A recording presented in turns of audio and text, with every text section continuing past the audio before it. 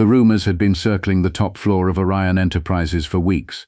Victoria Steele, the relentless CEO who built empires on precision and control, couldn't ignore them anymore. Daniel Reed, the quiet janitor who worked nights, a single father with tired eyes, had been seen entering restricted labs long after staff had gone home. Security clips caught him near confidential files, moving like a man who knew more than he should. With a billion-dollar contract on the line and competitors waiting for a single crack in the armor, Victoria decided she couldn't rely on reports or guards. Tonight she would follow him herself. What she uncovered in the shadows of her own company would not only shatter her assumptions about Daniel Reed, but would alter the way she viewed loyalty, family, and power forever. Victoria Steele had learned early in her rise to power that every company had shadows. Even in the gleaming glass towers of Orion Enterprises, where profit margins and market strategies shone like polished steel, there were corridors darker than others. She trusted her instincts more than any report, and lately, those instincts had been whispering about the night janitor.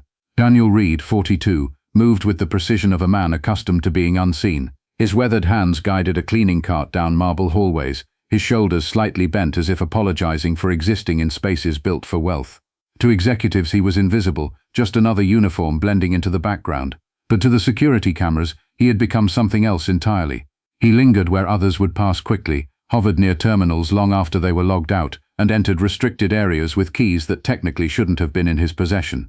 The first time Victoria saw him on the monitors, she dismissed it.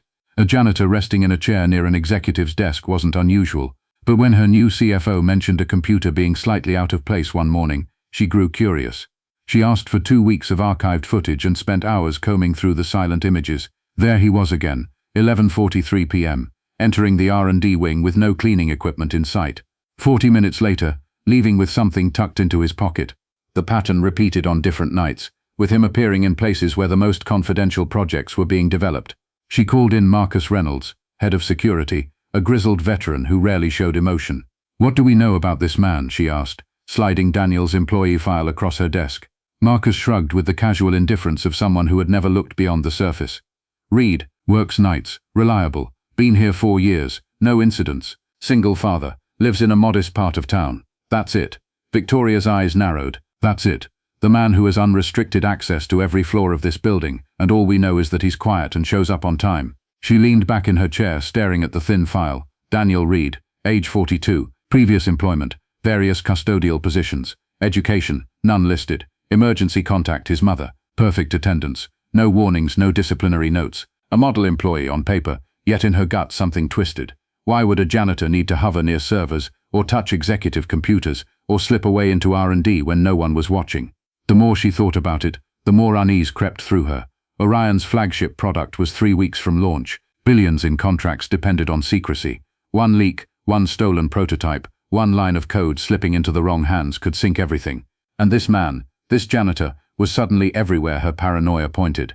That Friday, Victoria cancelled her dinner engagement, ignored the pleading texts from colleagues wanting to network, and changed into nondescript clothes she kept in her office for emergencies. By 9:50 p.m. she was watching from her corner office window as Daniel wheeled his cart to the supply closet, clocked out at exactly 10, and walked through the employee exit toward the parking lot. She followed at a distance, slipping into her sleek black sedan. The battered Honda Civic he drove coughed to life, its muffler rattling. Victoria's luxury vehicle kept 3 cars behind as he pulled out into traffic, the city's glow painting long streaks across her windshield. Her chest tightened with something she hadn't felt in years, adrenaline. The possibility that she was chasing a traitor, that she was about to uncover espionage, sent a dangerous thrill through her blood. The route took her far from the high-rise neighborhoods where her peers lived. Towering glass gave way to crumbling brick, neon-lit storefronts replaced by darkened laundromats and shuttered diners. She adjusted her distance, unwilling to risk him noticing. He turned into a side street lined with graffiti-tagged walls and pulled up to a weathered building with a faded sign that read West Side Community Resource Center. Confusion creased her expression. This was no rendezvous point for corporate thieves. The building looked more like a shelter or charity, its paint peeling and lights flickering. Daniel stepped out, retrieving a worn backpack from the trunk. For a long moment he stood there, scanning the street, his posture alert in a way she hadn't expected. Then he entered the building.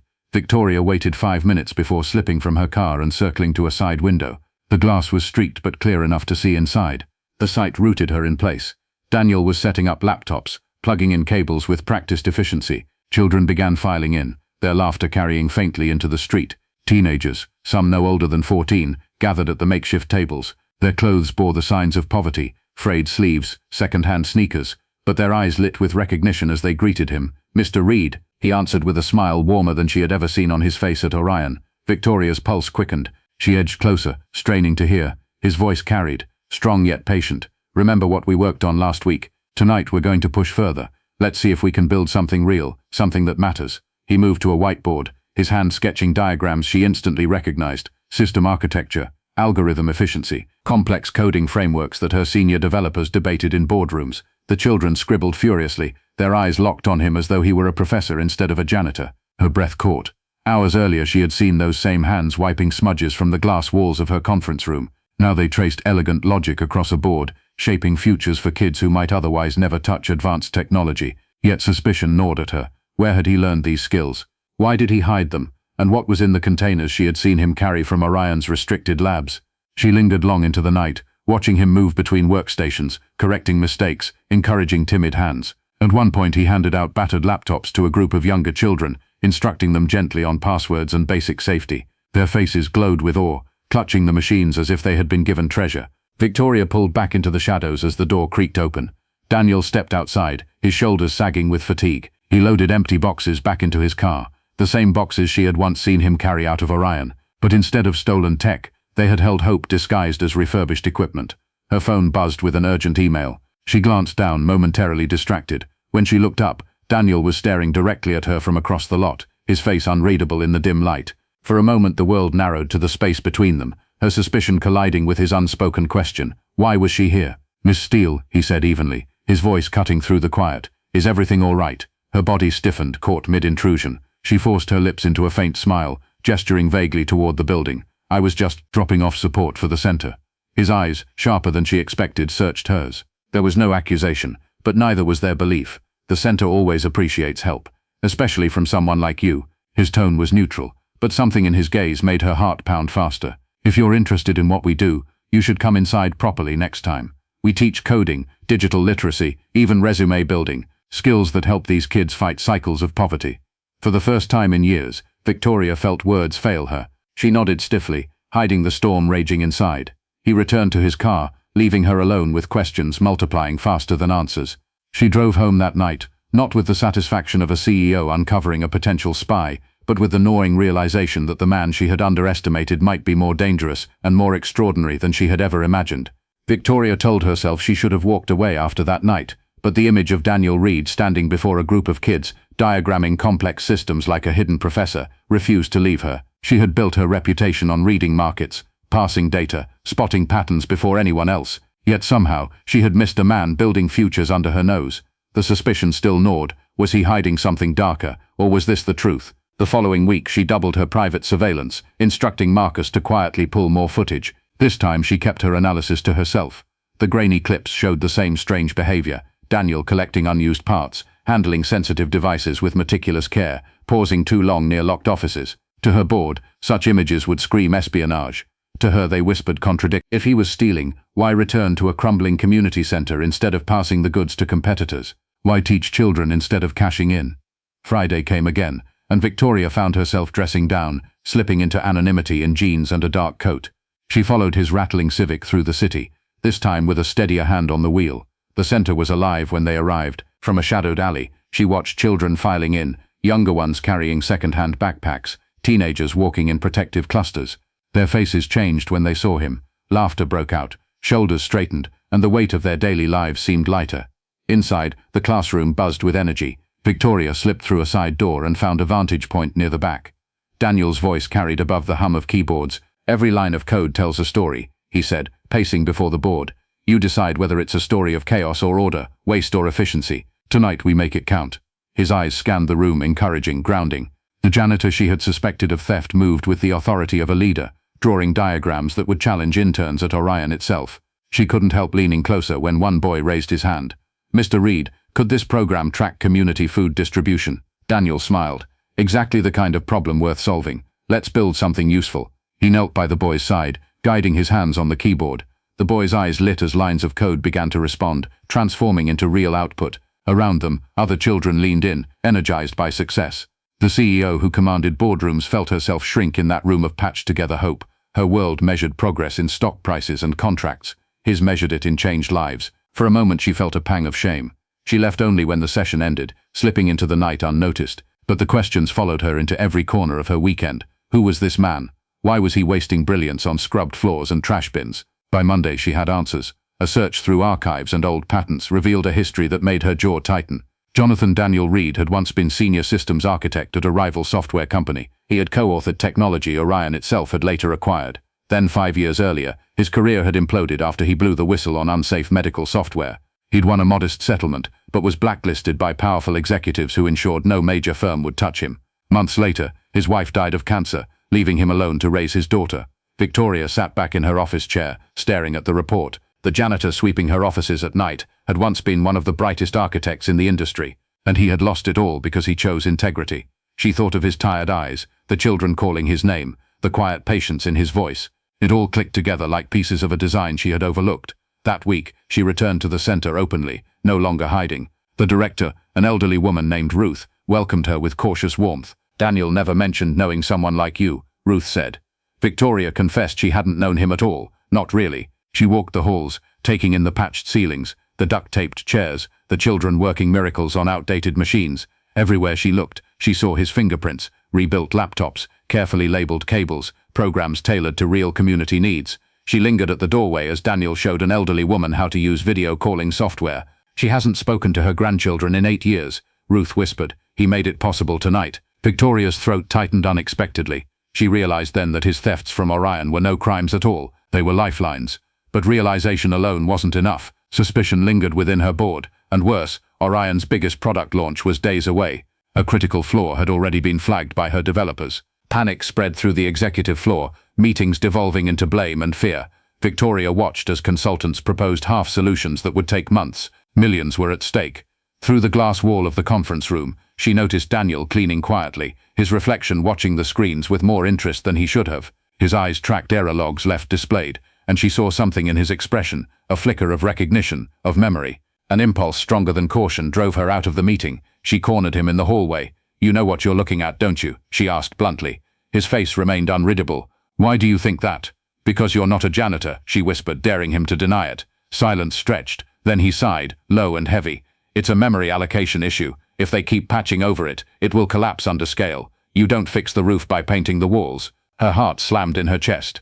He was right. Her developers had been blind to the core. This man, dismissed as invisible, had seen the truth at a glance. "Show me," she said, voice steady. For the first time, he looked her directly in the eyes, and in that gaze, she saw the weight of 5 years, of betrayal, loss, and relentless endurance. Slowly, he nodded. Victoria led him into her office, ignoring the stares of stunned executives as the janitor followed at her side. The weight of her decision pressed heavy on her shoulders, but instinct told her it was the only move left.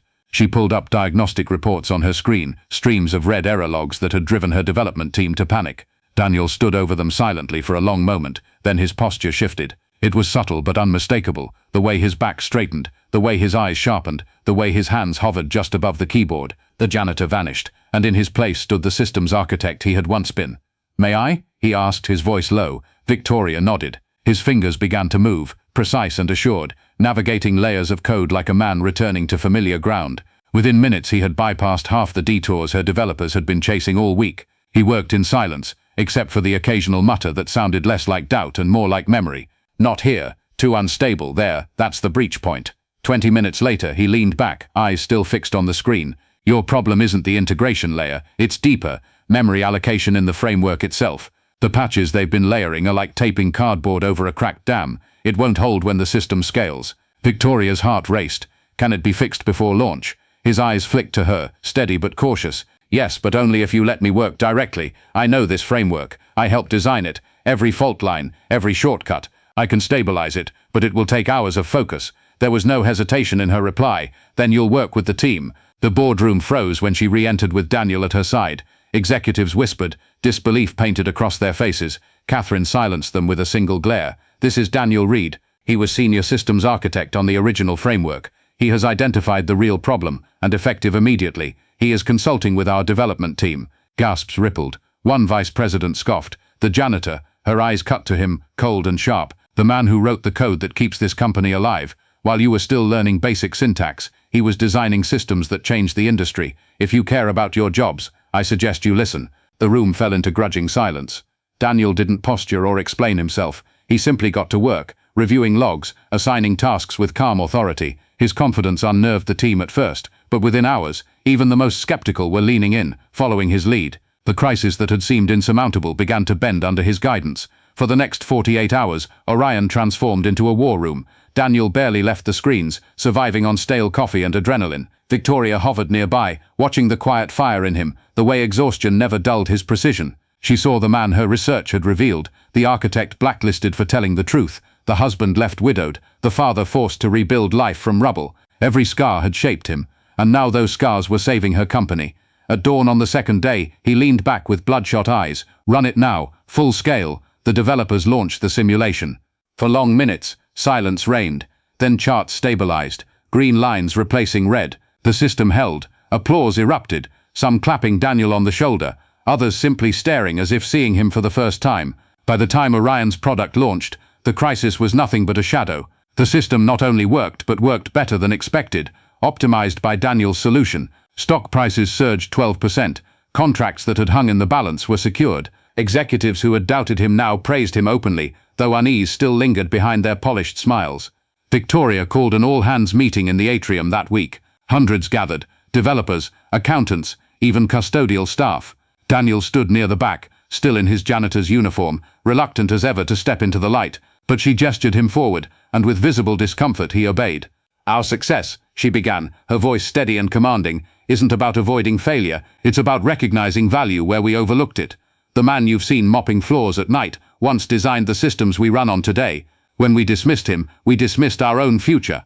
She recounted his past, the whistleblowing, the blacklisting, the quiet resilience. Gasps rippled through the crowd as she laid bare the truth. While we stepped over him, he was teaching children to code. While we questioned his presence, he was safeguarding our systems when others left them exposed. Daniel Reed reminded us that integrity is not weakness. It is the foundation of everything worth building. Then she turned to him, extending her hand. "On behalf of Orion, I offer you both apology and opportunity. We would be honored to have you rejoin us as Director of Systems Architecture." The crowd roared with approval. For a moment, Daniel looked at her, eyes unreadable. Then he shook his head.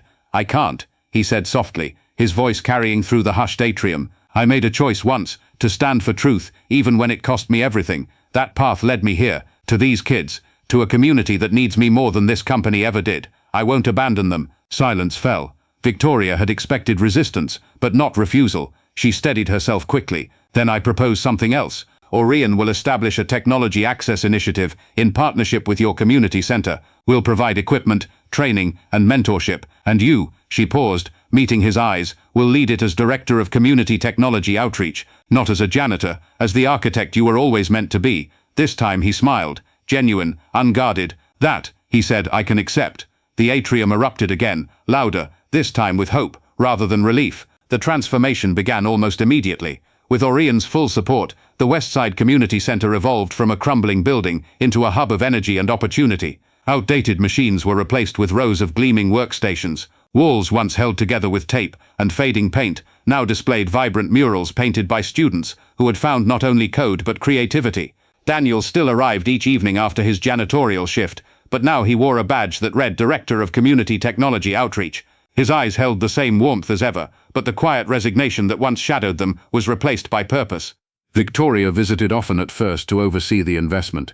She told herself it was about accountability, about making sure the board saw the ROI she had promised.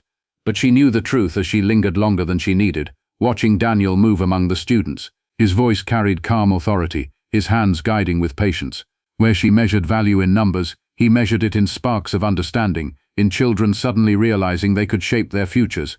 She brought her son Nathan one evening, curious to see how he would react.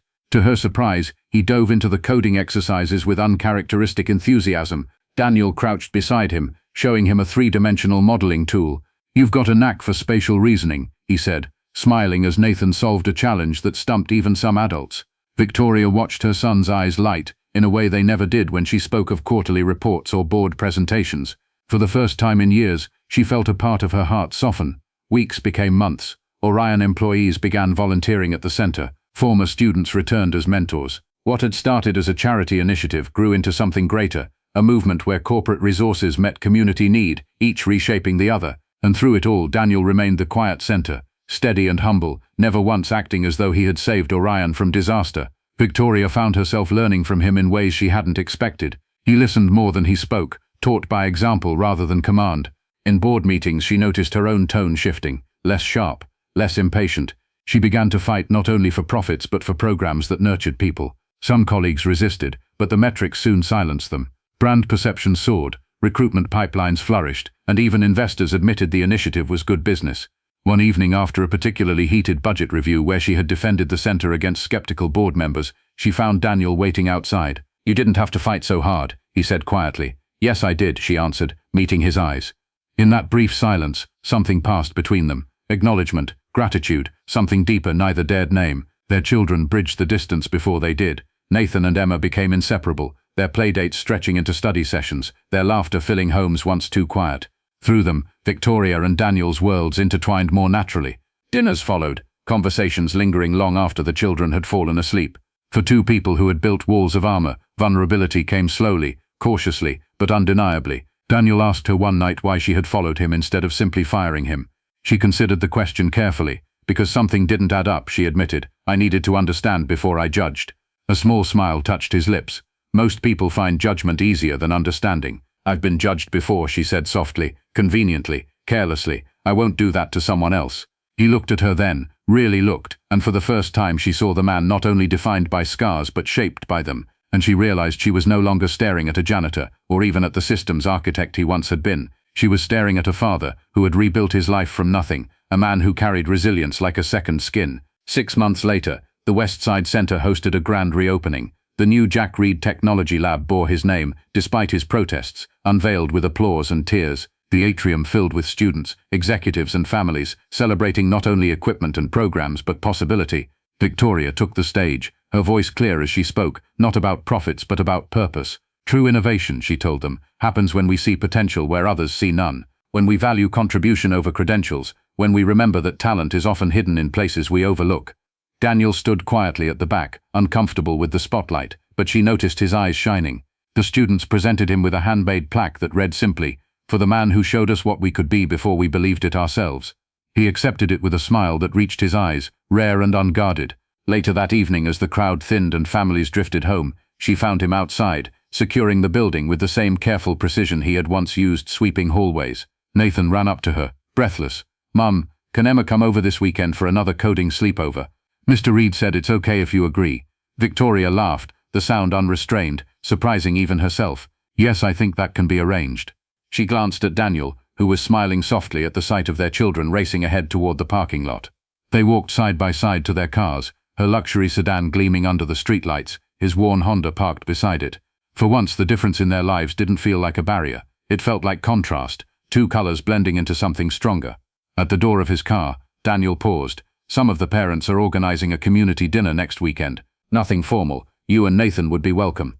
The invitation hung between them, professional partnership edging toward something more personal. She met his gaze, her chest tightening with a mix of nerves and hope. "We'd like that," she answered simply. They drove away in opposite directions, her toward her executive neighborhood, him toward his modest apartment. Yet both carried the same thought as the city lights blurred past.